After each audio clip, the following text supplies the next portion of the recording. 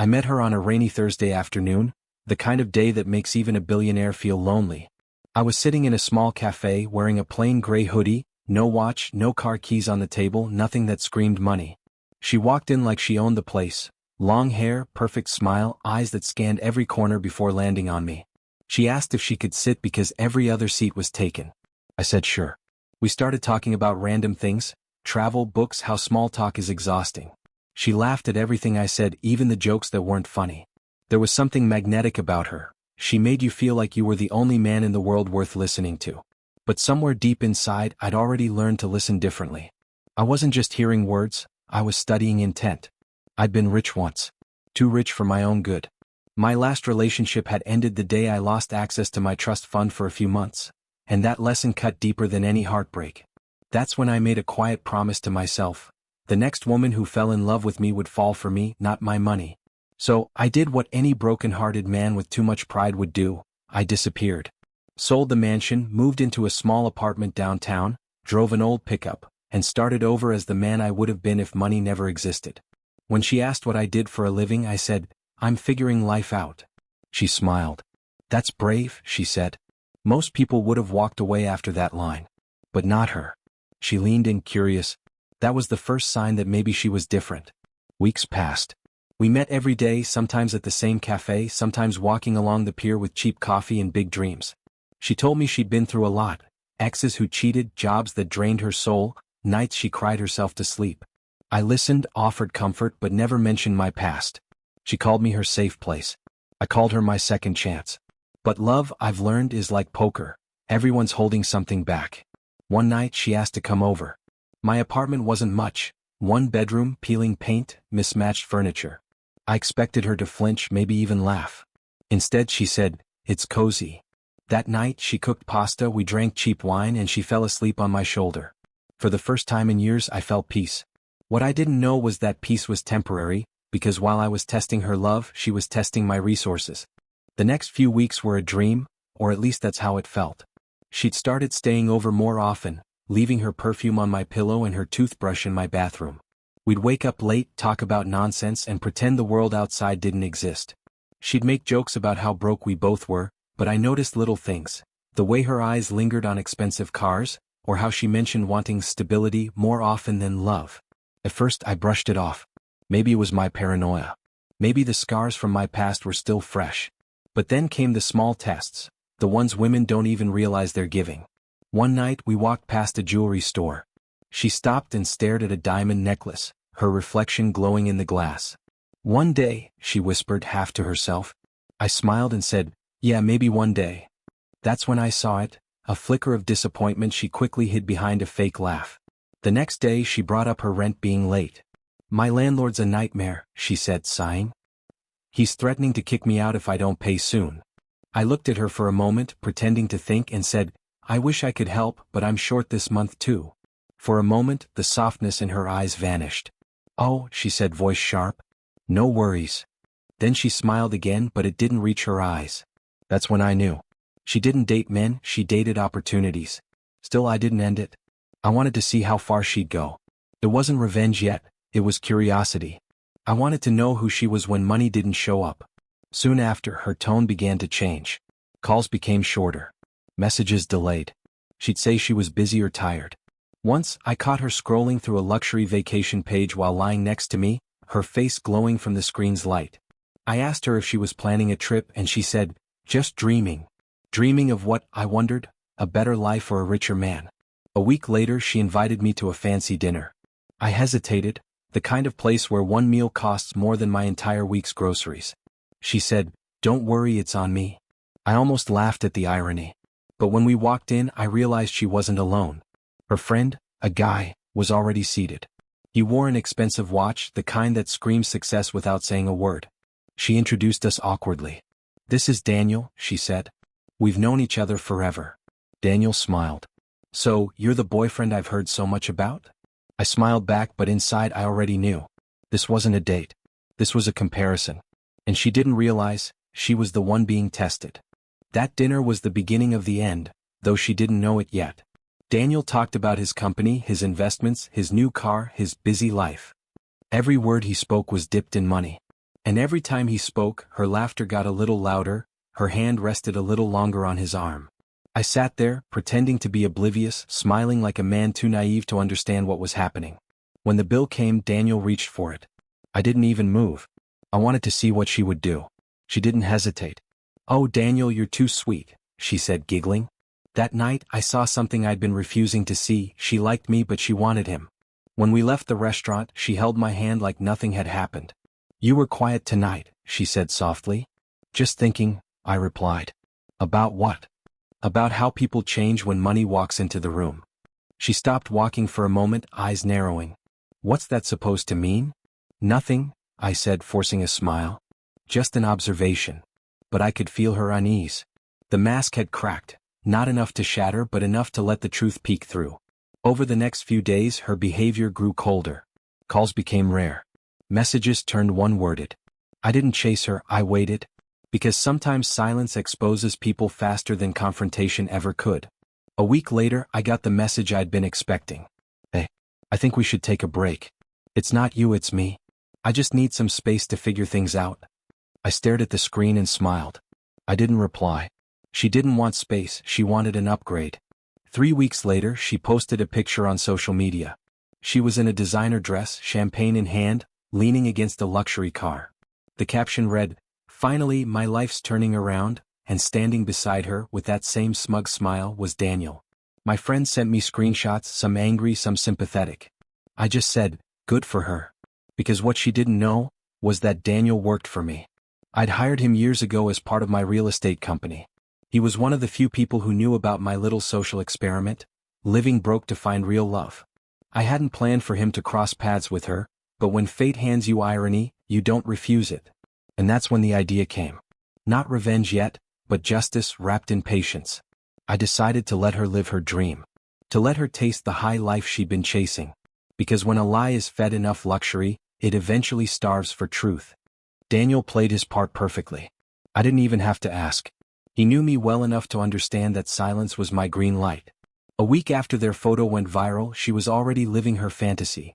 Fancy restaurants, rooftop parties, weekend getaways. She thought she'd finally leveled up. Daniel told me everything. How she'd brag about her new life, how she laughed about her broke ex, who meant well but couldn't provide. She said she wanted to marry someone who could give her security. I almost pitied her. Almost. I'd been running this test for a year of pretending to be a struggling man, of counting fake dollars in a wallet that could buy half the street. All because I wanted one thing money could never guarantee: honesty. But now I had a front row seat to the truth. After 2 months, Daniel called me.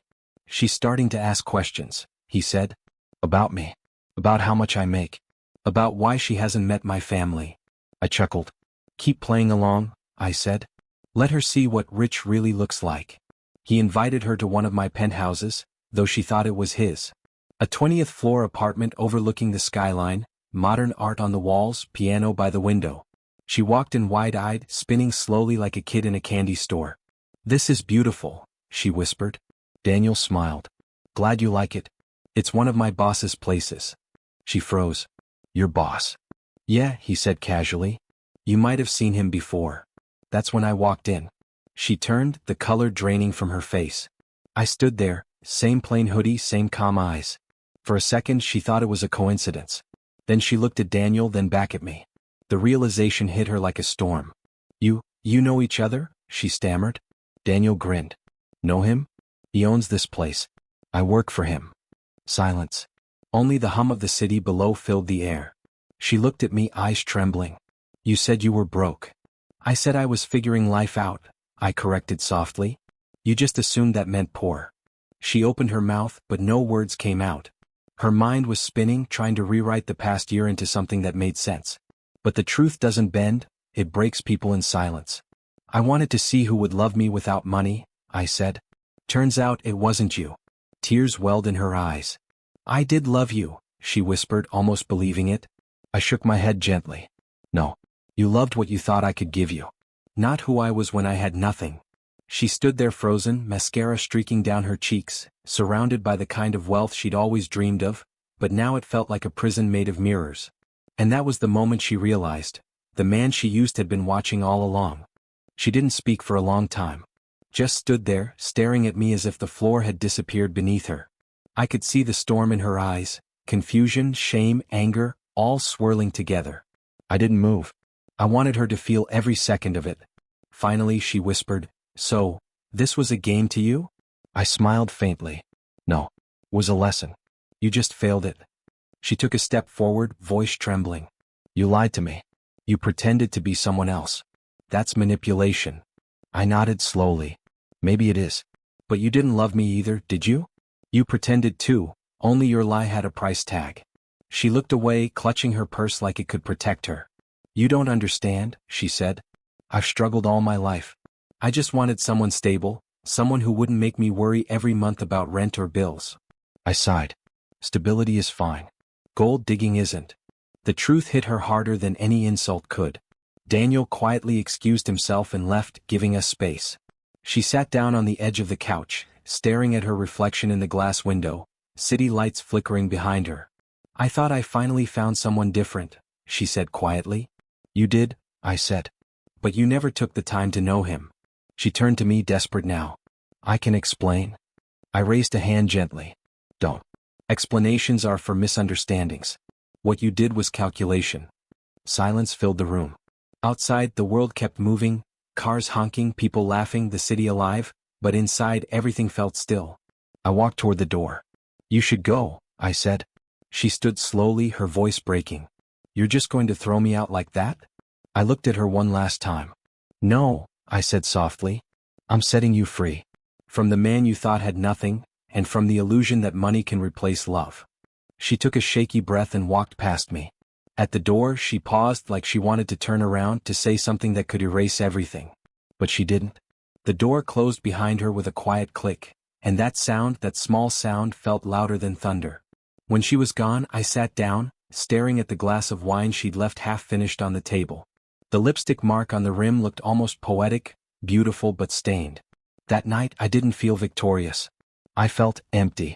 Because revenge might taste sweet in stories, but in real life, it's just cold and quiet.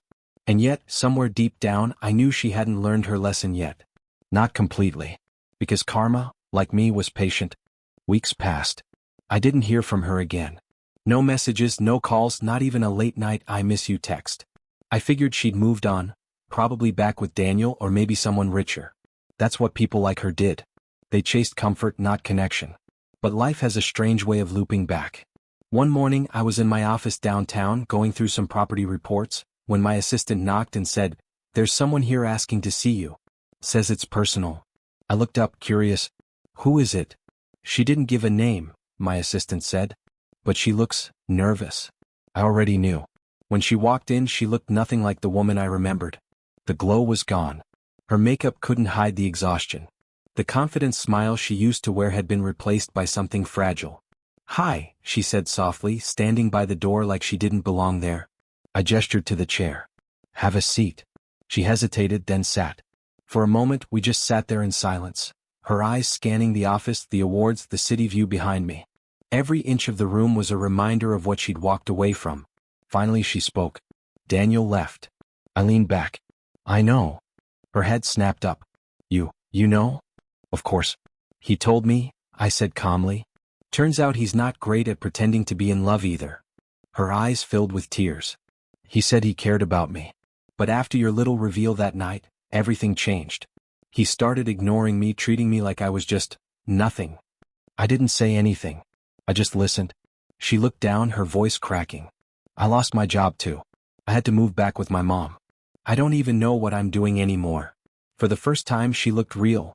No filters, no walls, just a broken person sitting across from me. "Why are you here?" I asked quietly. She wiped her tears.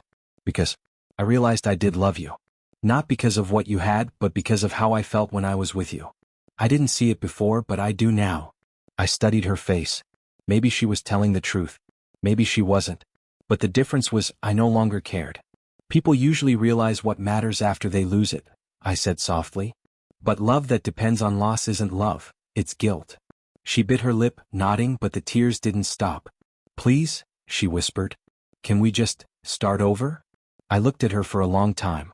Part of me wanted to forgive her, the part that still remembered her laugh, her warmth, the quiet nights with cheap wine. But another part of me knew forgiveness wasn't always kindness. Sometimes it was permission for the same pain to return. Finally I said, "No. We can't." Her eyes widened. "Why not?" I sighed. "Because I built my peace on the ruins you left behind. And I'm not ready to lose it again." She sat there, staring at me as if the air had been sucked out of the room. Her lips trembled, but no words came out. The silence stretched between us, heavy and suffocating. For a second I almost felt bad for her, but then I remembered every time she looked at me like I wasn't enough. Every time she measured my worth against a wallet I never showed her. Finally she whispered, "I deserve that." I didn't respond. She took a deep breath, stood up slowly and straightened her dress.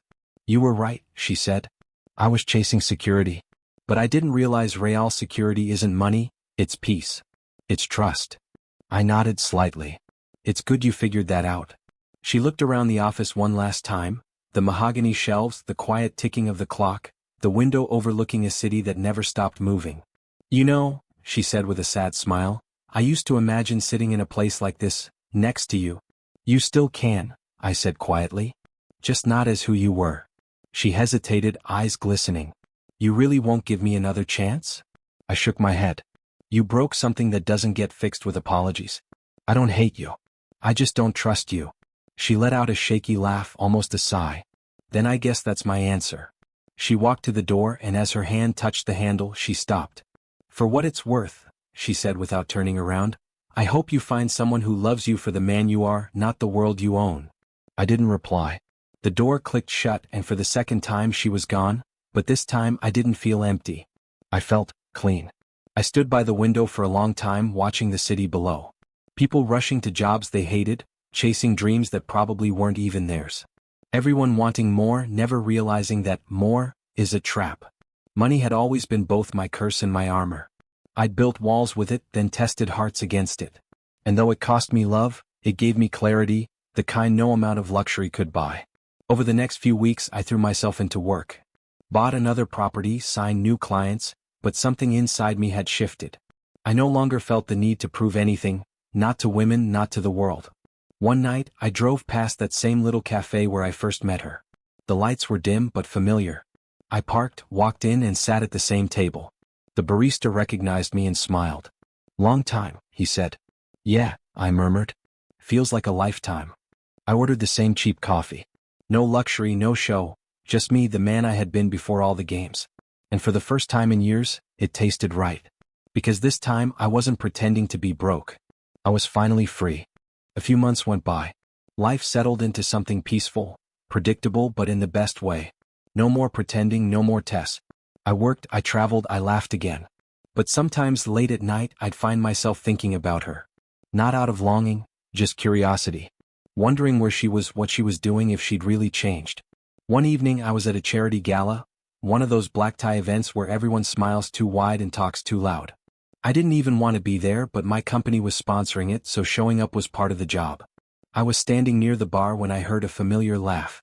My heart didn't skip, it just paused. I turned around and there she was. Same woman. Different aura. The makeup was lighter, the dress simpler. She looked older, softer somehow, like life had finally humbled her. She was talking to an older woman, probably a donor, helping her with a seat. It took me a moment to realize she wasn't a guest. She was working the event. She saw me before I could decide what to do. For a second she froze, tray in hand, eyes wide. Then slowly she walked over. "Didn't think I'd see you here," she said quietly. "Same," I replied. She smiled faintly. "I work for a nonprofit now. Organize events, raise funds. It's not glamorous, but it's honest work." I looked at her, really looked at her, and for the first time I saw no pretense, no performance. Just a woman trying to rebuild herself. "That's good," I said. "You look different." She laughed softly. "Yeah. Turns out losing everything makes you see what actually matters. I used to think happiness was about how much you had. Now I think it's about how much you give." I nodded. "That's a lesson money can't buy." She looked down, then back up at me. "I'm sorry, you know. Not for losing you, but for being the kind of person who didn't deserve you back then." For a moment I didn't know what to say. The bitterness that once lived inside me felt distant now, replaced by something quieter. Maybe forgiveness. Maybe just understanding. "I believe you," I said finally. She smiled, eyes glistening. That means more than you think. A few people called her name and she turned to leave. Before she walked away she said, "You were right that night. Love without truth isn't love. I learned that the hard way." I watched her walk off into the crowd, not in designer heels this time, but in simple flats, her hair tied back, moving with purpose instead of pride.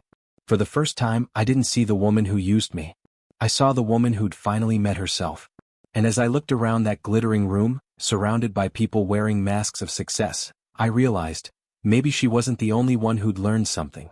I stayed at the gala longer than I'd planned. Not because I wanted to see her again, but because something about that brief encounter left me still. It was strange, almost peaceful, to see a chapter that once burned now lie quiet and closed. There was no anger left, no urge to prove anything. Just a quiet respect for the distance time had built between who we were and who we'd become. Later that night I stepped outside onto the balcony. The city lights stretched out like veins of gold, the noise faint and distant. I took a deep breath and for a while I just stood there, alone but content. I realized then that peace isn't loud. It doesn't announce itself with victory or revenge. It just arrives quietly when you finally stop fighting what's gone. A soft voice interrupted my thoughts. "You still like your solitude, don't you?" I turned and found Daniel standing a few feet away, glass in hand, wearing that same grin. "You," I said, half laughing. "Didn't think I'd see you here." He shrugged. "I handle a few sponsorships now. Figured I'd show up." He joined me at the railing.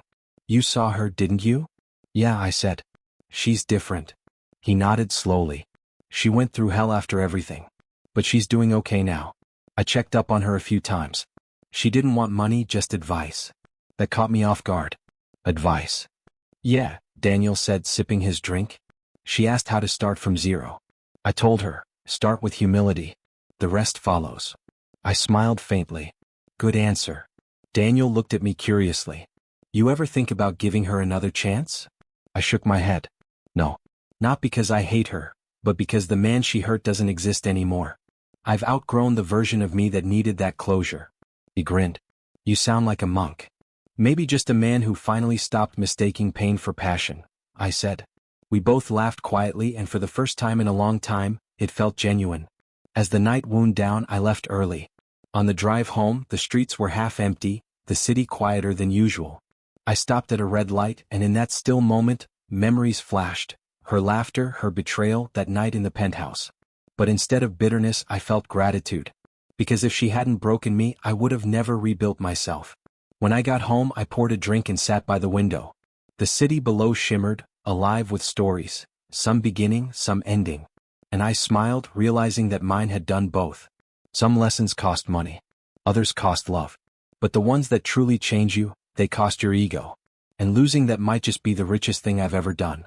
The months that followed were calm, too calm, almost foreign after the chaos that used to be my life. Work became simple again, predictable even. I woke early, exercised, read, and went to meetings without that constant shadow of distrust that used to follow me everywhere. But something inside me had shifted. I was no longer chasing validation, money, or even happiness. I was chasing stillness. One weekend I drove out to the countryside. No phone, no laptop, just a small cabin near the hills. The air smelled like rain, the kind that cleans everything it touches. I spent hours sitting on the porch, watching the trees sway. For the first time, I understood what people meant when they said peace isn't found, it's built. I thought about her again that night, not the woman who hurt me but the one who learned, who grew. Maybe her pain had its purpose too. Maybe both of us had to break to finally understand love wasn't something you buy or test. It's something you earn. The next morning, I found a message on my phone from Daniel. "You'll like this. Check your email." I opened it. It was a newsletter from the same charity where she worked. A photo caught my eye, her standing with a group of children holding boxes of supplies, smiling. Really smiling. Not for a camera, not for attention. Just pure quiet joy. And for the first time since the night she walked out of that penthouse, I smiled too. Because maybe that was the real ending, not the heartbreak, not the revenge, but redemption. Hers and mine. I closed the email and looked out the window. The sunrise painted the world gold and I realized something simple. Sometimes, life takes everything away just to return what really matters. Love. Integrity. Because not everyone gets a second chance at those. But I did. Not with her, but with myself. As the light filled the cabin, I whispered to the silence. She married me for my money, but she taught me the value of losing it. And that, I thought, was the richest ending I could have asked for. Time moved differently after that, slower, softer. The man who once lived in boardrooms and battles was now content with quiet mornings and long drives with no destination. I didn't crave revenge anymore, and I didn't replay old memories to punish myself. I had finally made peace with what happened, and in a strange way I was even thankful for it. One evening I stopped by that same cafe again, the one where it had all begun. The owner still remembered me. "You disappeared for a while," he said, handing me my usual coffee. "Yeah," I replied with a small grin. I needed to figure a few things out. The place hadn't changed much. Same wooden chairs, same faint smell of roasted beans. I found my old corner seat and just sat there watching people come and go. A young couple shared a dessert, whispering and laughing. A student typed away on her laptop, earbuds in. Life moved on, indifferent to anyone's heartbreak. And that's when I noticed her, not her but someone new. She walked in hurriedly, holding a few files, clearly exhausted. The barista called out her order before she even reached the counter, which meant she was a regular. She looked around for a seat and spotted the empty chair across from me. "Excuse me," she said with a warm but tired smile. "Mind if I sit here? It's packed today." "Sure," I said, gesturing to the chair. She sat down, sighed in relief, then looked at me and smiled again. It was genuine, not polished, not practiced. "Long day?" I asked. "You have no idea," she laughed. "But coffee helps." We talked about work, random things, nothing special. But there was something refreshing about her. No questions about what I did for a living, no sideways glances at my watch or shoes. Just conversation. Real, simple, easy. As she got up to leave, she said, "It was nice talking to you." "Ethan," I said, extending my hand. "Lena," she replied, shaking it. "See you around, Ethan." And just like that, she was gone. I sat there for a while after she left, staring at the empty chair across from me. For once, I didn't overthink it. I didn't plan the next move or wonder what her intentions were. I just smiled, because sometimes, the best things happen when you stop testing the world and start trusting it again. That night, I realized something simple but profound. You can lose everything, money, trust, love, and still come out richer if you find yourself in the process. The days with Lena unfolded naturally. No games, no testing boundaries, just two people slowly learning to exist in each other's silence. She wasn't like anyone I'd met before. She didn't fill the air with empty praise, didn't care about what I owned, and never once asked what I did for a living. To her, I was just Ethan, the man who loved quiet cafes and old books. We started meeting often, sometimes for coffee, sometimes just walks through the park. She had this habit of stopping to admire small things. A bird perched on a fence, a street musician playing an old song, sunlight through wet leaves. It made me realize how much of life I'd missed while chasing everything big. One evening, as we sat watching the sunset near the lake, she said softly, "You look like someone who's been through a storm but finally learned how to breathe again." I smiled. "You could say that." She turned to me. "Whoever hurt you, they must have taught you a lot." "They did," I said quietly. "Mostly about what love isn't." Lena nodded. "Sometimes the wrong people prepare us for the right ones." There was something about the way she said it, calm, certain, without trying to fix me. Just understanding. That kind of gentleness hits harder than any grand gesture ever could. As days turned into weeks, I found myself opening up again, not because I needed to, but because I wanted to. I told her about my fake broke phase, about the woman who left, and about the strange satisfaction of finding truth the hard way. She didn't judge. She just listened. When I finished, she said, "You tested love like a scientist. But love doesn't pass tests, it survives them." That line stayed with me. Months later, I realized something profound. I hadn't met Lena by coincidence. Life sent her when I was finally ready to see love without fear.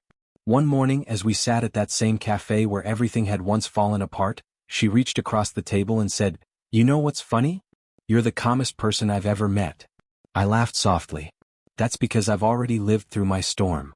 And as I looked at her, simple, sincere, with no hidden intent, I knew that for the first time I wasn't pretending anymore. I wasn't testing love. I was living it. Lena became part of my days without either of us ever saying when it happened. It wasn't dramatic. No confessions, no sudden sparks. It was the quiet kind of closeness that builds itself when you aren't looking.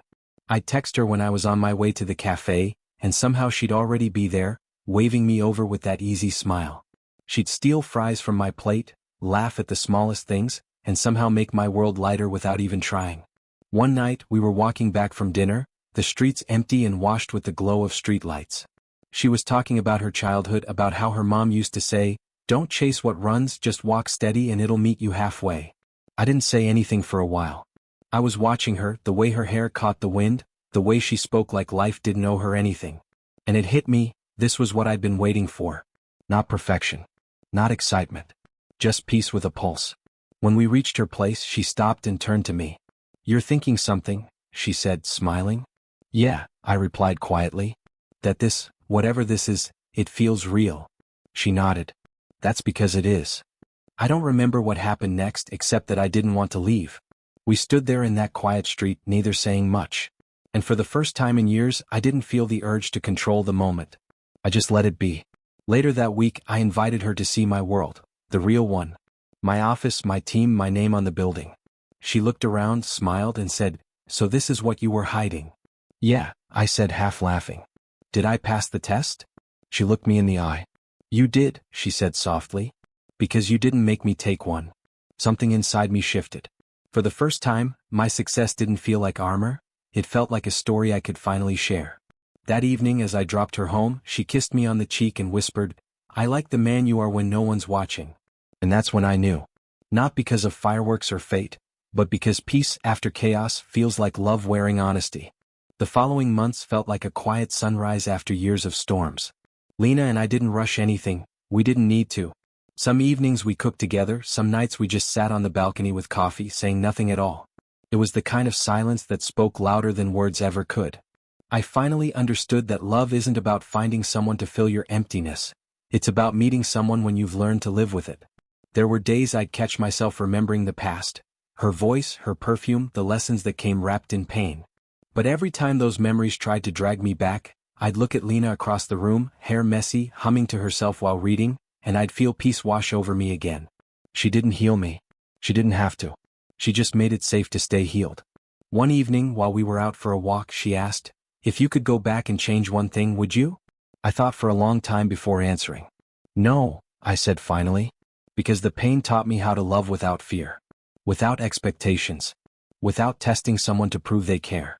I wouldn't trade that clarity for anything. She smiled softly. Then maybe everything happened exactly how it was supposed to.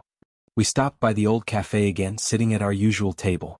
The same one where I first met both heartbreak and hope. The air smelled of rain again, just like that first day years ago. Funny how life circles back, not to repeat, but to remind.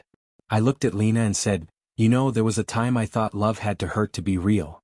She reached across the table and took my hand. "Maybe it just has to last to be real." And in that moment I realized she was right. Love isn't measured by how loud it begins, but by how quietly it stays. That night, when I dropped her home, she turned to me before getting out of the car. "You're not the same man you used to be," she said. "No," I replied with a smile. "I'm the man I was always meant to be." For the first time, those words didn't sound like pride. They sounded like peace. Because I had finally stopped living to prove something to others, and started living to feel something for myself.